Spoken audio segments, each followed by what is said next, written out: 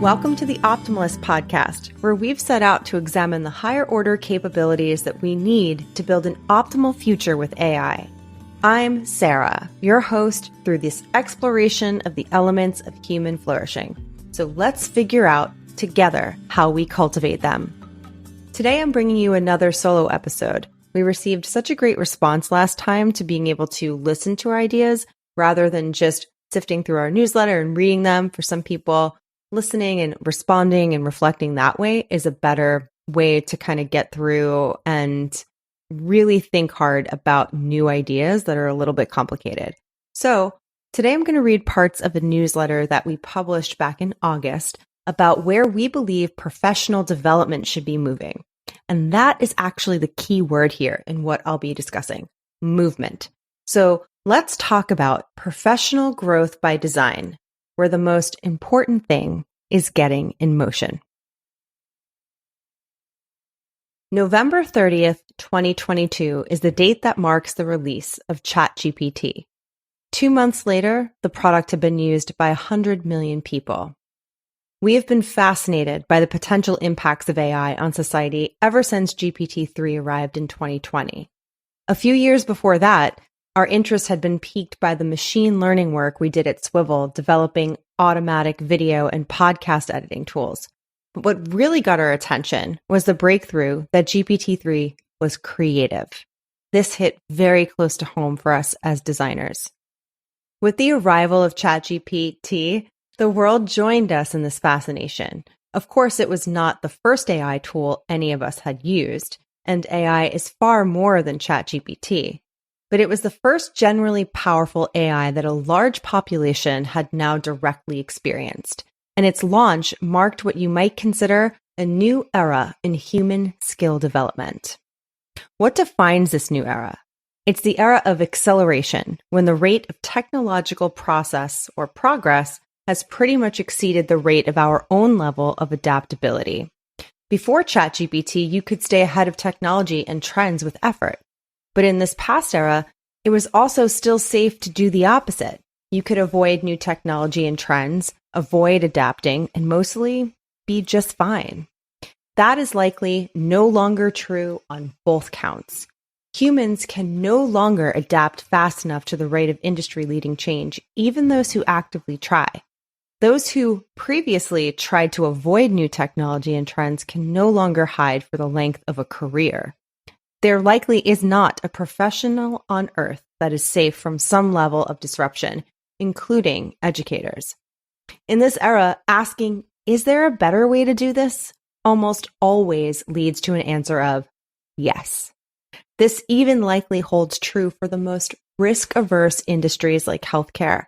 It would seem that potentially soon, ignoring the upsides of technological change will carry the same moral consequences as mistakes. The logistical and psychological impacts this will have on us are profound.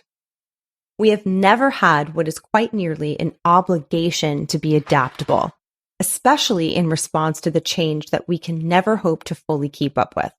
To put it mildly, this will require a massive shift in thinking for how both individuals and organizations approach skill and capability development. For organizations, the most obvious change is that traditional training initiatives are becoming obsolete. Top-down, centralized initiatives simply cannot move fast enough. In the past, organizations could set an annual plan and execute. Now, few plans will stay relevant by year's end. What does this look like to educators specifically? Your foreign language department tried banning Google Translate and then drew their hands up and decided to work with it. Your initiative to get kids writing across the curriculum became questionable overnight with the introduction of ChatGPT. Your career readiness program gets more strained with each new headline out of Silicon Valley. Other industries will have their own versions of this narrative. The urge to become disillusioned and give up will be really strong, but leaders especially cannot let that happen. There is an obligation to help everyone find their way to accepting the challenge to adapt. So this means discarding the top-down approach to professional growth and adopting more of a continuous, community-driven movement to be adaptable. What could this new approach to professional learning look like? Primarily, it must inspire everyone to take action and grow. You need a way to express and consider far more options for skills for development than ever before. You need to foster methods to learn how to do new and unproven things. You need to banish the fear of failure and commit to fast learning and iteration to make up for it. You need radical collaboration that builds momentum and support for this shared challenge. It dawned on us the other day that this means that professional development needs to look less like traditional training and a heck of a lot more like creative design projects. A design-centric approach to tackling human development challenges is not a new idea. This was started by one of our mentors, Bill Burnett, when he wrote the book Designing Your Life, which revolutionized career planning using design methods. Design, and its popularized version, design thinking, is fundamentally a process for learning by doing. And it is a process that could deliver exactly the kinds of dynamics, learning experiences that this era requires. To make this happen, it will require leaders who understand the meaning of this new era and have the courage to change how they do things. Leaders would need to recognize that the shift is not just about methods, but about culture too. It's well established that for creativity to flourish in an organization, it requires the right culture. It requires the space and the values needed to foster it.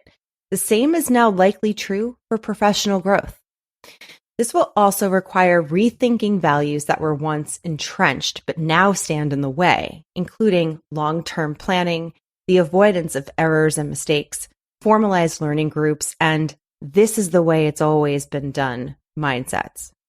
Importantly, this era requires understanding the special psychological toll of this moment. It's bound to incite shock and lead to unproductive responses, ranging from apathy to resistance to distraction. Leaders must be extra deliberate about building supportive communities, encouraging mindfulness and reflective thinking to help everyone develop the interest they need and show up with their best selves. Exactly how you begin this shift is less important than when. The world is already accelerating daily. The most important lesson to take away from design methodology is to set aside your instinct to judge and critique ideas before you even get started, and instead, get in motion. You can listen and subscribe to the Optimalist Podcast wherever you love listening to great podcasts. New episodes are released every Wednesday, and links to all of these resources are available in the show notes. The Optimalist Podcast is brought to you by Engageable, the only app that gives you the mindful pulse you need for doing better. And it's free. Create an account today at getengageable.com or by downloading Engageable on any iOS or Android device. You can also follow us at Get Engageable on Twitter and Instagram. Thanks for listening to The Optimalist, and I'll be back next week with a whole new conversation and a whole new guest. Until then, stay engaged.